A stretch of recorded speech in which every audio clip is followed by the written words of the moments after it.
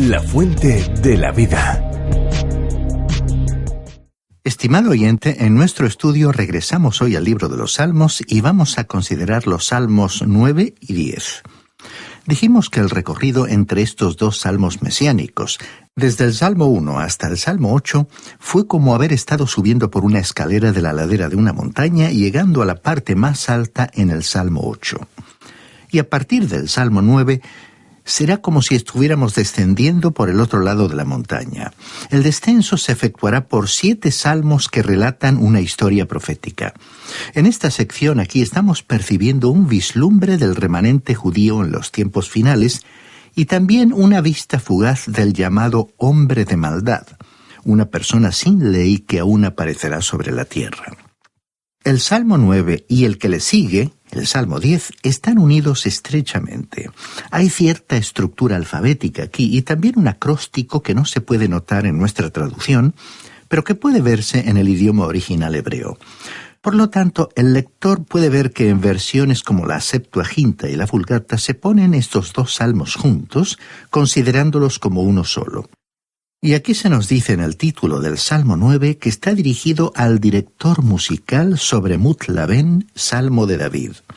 Ahora, ¿qué quiere decir esta palabra? Bueno, su significado es muerte del hijo, un tema que muchos autores identifican con el Salmo 8, como ya indicamos anteriormente. Creemos que generalmente se acepta que este término forma parte del título de este Salmo 9, y vemos que el Salmo fue atribuido a David, el llamado dulce cantor de Israel. Algunos ven en este salmo la muerte de Goliat. Otros lo identifican con la muerte del hijo de Betsabé. Pero su significado es muerte del hijo, del primogénito. Opinamos que se refiere a lo que ocurrió en la tierra de Egipto cuando el pueblo de Israel fue liberado de la esclavitud por medio de la muerte de los hijos mayores de cada familia de Egipto. El Salmo comienza con una nota de alabanza. Leamos los 2 primeros versículos de este Salmo 9. Te alabaré, Señor, con todo mi corazón. Contaré todas tus maravillas. Me alegraré y me regocijaré en ti. Cantaré a tu nombre, Altísimo. Y este Salmo comienza con una alabanza de la misma manera en que lo hizo el Salmo 7. Tal como en ese Salmo 7, en este Salmo 9, la alabanza es una anticipación a la victoria inminente tan maravillosamente predicha en el Salmo 8, que llegará cuando todas las cosas serán puestas bajo el control de aquel que fue hecho un poco menor que los ángeles. En realidad, la primera sección del Salmo es un pronóstico profético de cómo serán las condiciones en el mundo cuando el Hijo del Hombre haya recibido el trono en justicia y en paz. En vista de la liberación futura tenemos esta gran canción de alabanza a la cual se unirá la población de la tierra en aquel día. Tenemos un cuadro de esta escena en el libro del Apocalipsis, cuando una gran multitud de la nación de Israel, la Iglesia y los 24 ancianos participarán juntos de un tiempo de alabanza a Dios.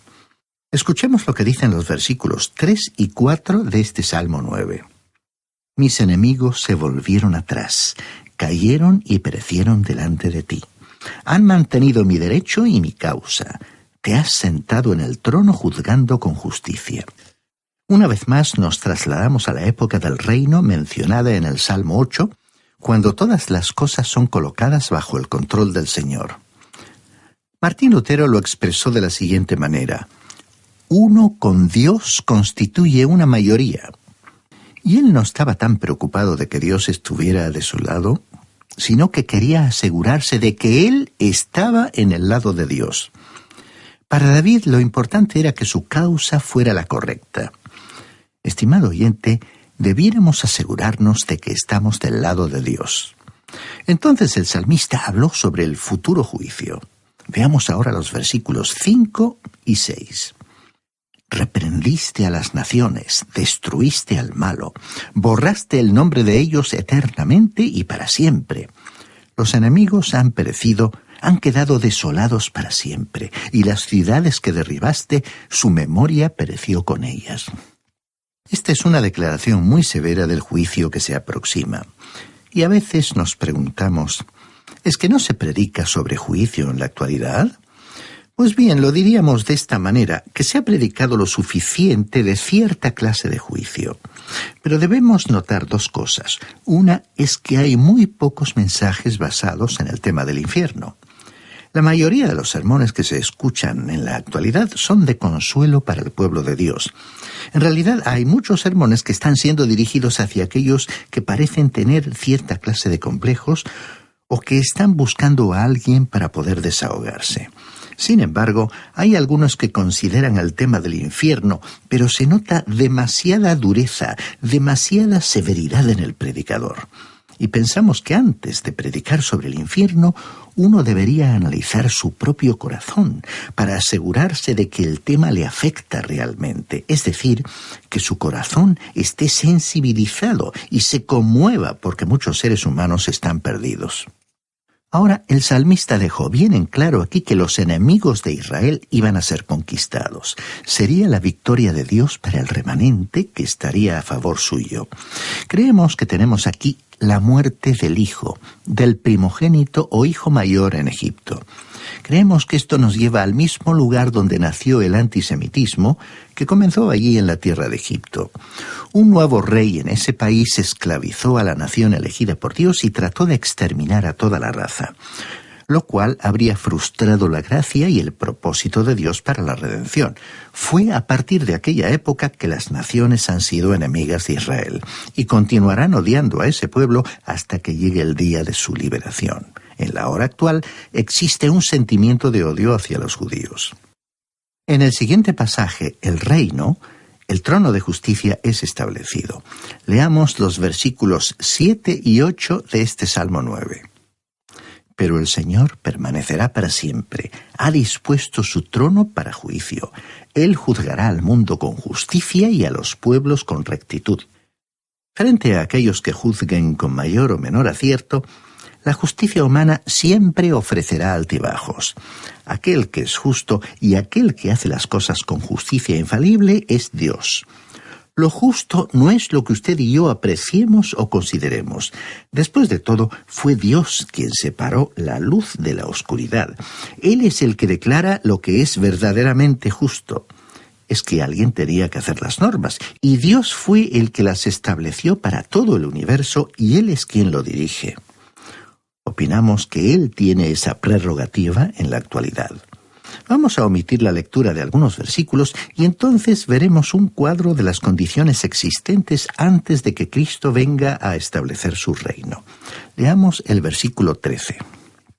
Ten misericordia de mí, Señor. Mira la aflicción que padezco a causa de los que me aborrecen, tú que me levantas de las puertas de la muerte. Todos necesitamos la misericordia, la compasión de Dios. Hemos dicho que habrá justicia cuando Él venga. Pero es que la justicia ya ha sido establecida en la persona del Señor Jesucristo, cuando Él llevó sobre sí mismo la carga, la culpa de nuestros pecados y nos ha atribuido su justicia. Así que la misericordia, la compasión, nos ha sido otorgada en la persona de Jesucristo. Leamos ahora los versículos 14 y 15. Para que cuente todas tus alabanzas a las puertas de Sión y me goce en tu salvación. Se hundieron las naciones en el hoyo que hicieron, en la red que escondieron fue atrapado su pie. Miremos a las naciones del mundo en la historia, grandes imperios que parecían invulnerables y cómo se han hundido irremisiblemente, y otras en la actualidad parecen haber emprendido una decadencia irreversible. Leamos los versículos 16 y 17. El Señor se ha hecho conocer en el juicio que ejecutó. En la obra de sus manos fue enlazado el malo. Los malos serán trasladados al Seol, todas las naciones que se olvidan de Dios. Aquí tenemos un importante principio que Dios ha establecido. Continuemos leyendo el versículo 18. El necesitado no para siempre será olvidado, ni la esperanza de los pobres perecerá perpetuamente. Dice aquí que los pobres no siempre serán olvidados. Sin embargo, así sucede en la actualidad. Por supuesto que hay programas sociales para aliviar la pobreza en el mundo, pero en muchos casos la codicia humana y la corrupción han desviado los fondos y en otras ocasiones la ayuda resulta insuficiente debido al hambre que asola extensas regiones del tercer mundo. Pero los necesitados recibirán la verdadera justicia cuando el Señor Jesús venga. Cuando Cristo vino a la tierra por primera vez, se sujetó a la voluntad de Dios. Pero ya que Él es Dios, cuando venga otra vez va a hacer su propia voluntad. Estimado oyente, los necesitados están esperando mucho de los seres humanos y en realidad, teniendo en cuenta su situación crítica, no les queda una opción humana mejor. Pero la verdad es que solo Dios satisfará no solo su necesidad física, sino también su necesidad espiritual. Y dice el versículo 19 de este Salmo 9. Levántate, Señor, no se fortalezca el hombre, sean juzgadas las naciones delante de ti. Y las naciones serán aún juzgadas, de acuerdo con lo que nuestro Señor dijo en el Evangelio de Mateo capítulo 25, versículos 31 al 46. En el versículo 32 de ese capítulo dice: y serán reunidas delante de él todas las naciones. Entonces apartará los unos de los otros, como aparta el pastor las ovejas de los cabritos. Continuemos leyendo el versículo 20. Infunde, Señor, tu temor en ellos. Conozcan las naciones que no son sino hombres. Y hay algunos que piensan en el presente que ellos están actuando en el lugar de Dios.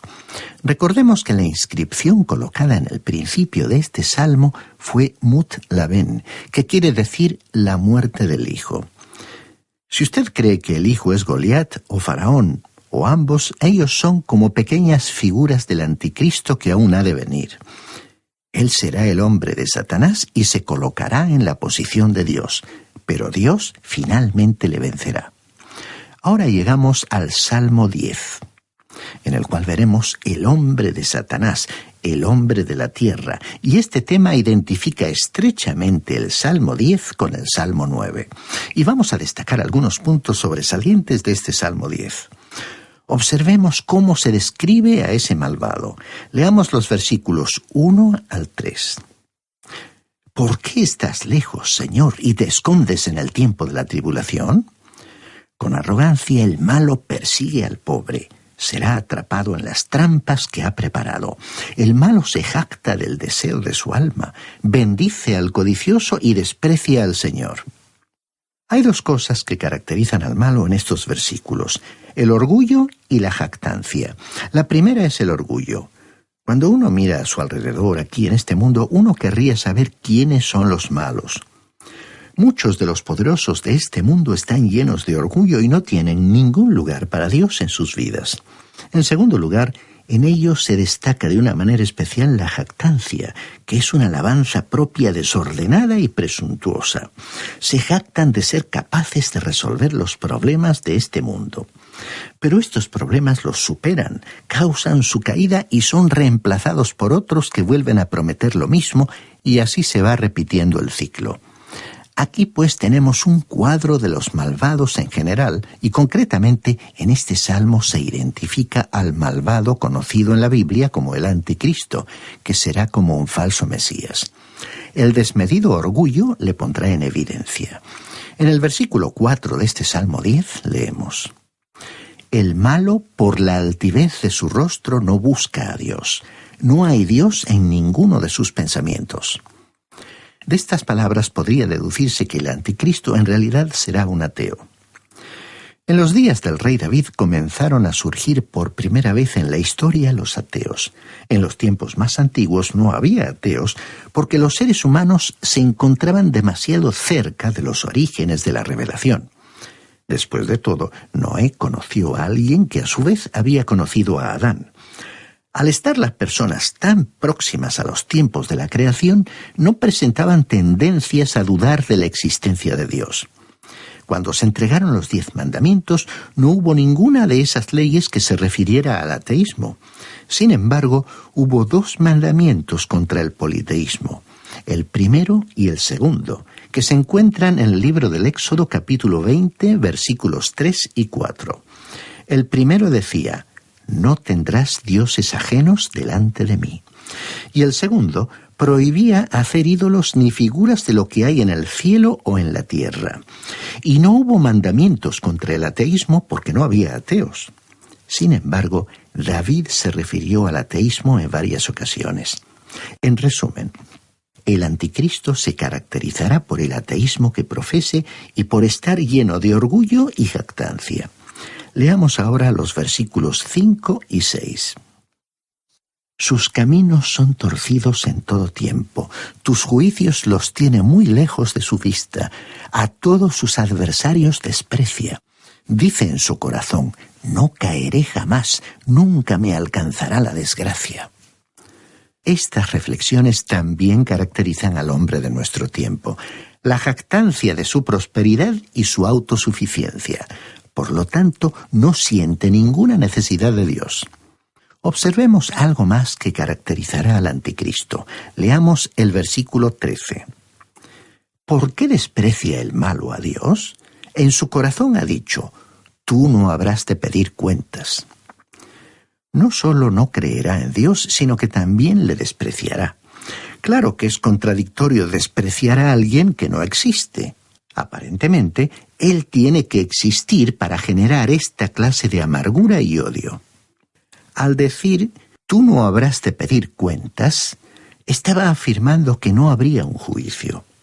Hay muchísimas personas que, como una expresión más de nuestra cultura contemporánea, están diciendo que no hay Dios o que si en realidad existe, se encuentra demasiado lejos como para preocuparse por ellos. Por lo tanto, confían en que no habrá un juicio. Pero, estimado oyente, las leyes de Dios han sido quebrantadas y la humanidad ya está soportando las consecuencias de esa ruptura. Por ello, y como lo afirma la Biblia, el juicio de Dios sobre la tierra es inevitable. Y cuanto más nos acercamos a Él, menos cree el ser humano que vendrá. Dios es probablemente la persona más impopular del mundo en el día de hoy. ¿Por qué? Porque los malvados detentan más poder que nunca. Nos estamos moviendo hacia el momento en que la maldad del hombre conducirá a la aparición del hombre de maldad, el anticristo final. Concluyamos este Salmo 10 leyendo los versículos 16 al 18. El Señor es Rey eternamente y para siempre. De su tierra desaparecerán las naciones. El deseo de los humildes oíste, Señor. Tú los animas y les prestas atención. Tú haces justicia al huérfano y al oprimido a fin de que no vuelva más a hacer violencia el hombre de la tierra. Aquí el hombre de la tierra sería el anticristo. Y así llegamos al final de este Salmo 10.